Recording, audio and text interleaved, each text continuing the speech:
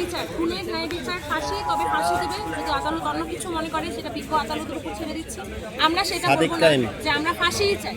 আমরা চাই যেটা ন্যায় বিচার, যতটুকু তার প্রাপ্য ততটুকু শাস্তি তার দেওয়া হোক।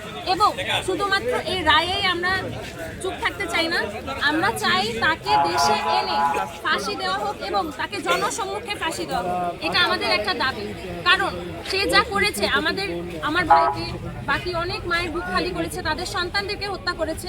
এবং আমরা যতক্ষণ পর্যন্ত তার শেষ না দেখি ততক্ষণ পর্যন্ত আমরা থামবো না। আমরা ততক্ষণ পর্যন্ত আমাদের লড়াই চালিয়ে যাব। এবং তার যদি সেই সৎ সাহসটা থাকতো, আমি মনে করি সে দেশে এসে সে আদালতের কাঠগড়ায় দাঁড়াতো। তার সেই সৎ সাহস নাই। সে নিজেও জানে সে কি পরিমাণ দোষী এবং সে যা করেছে তার থেকে ভালো আর কেউ জানে না।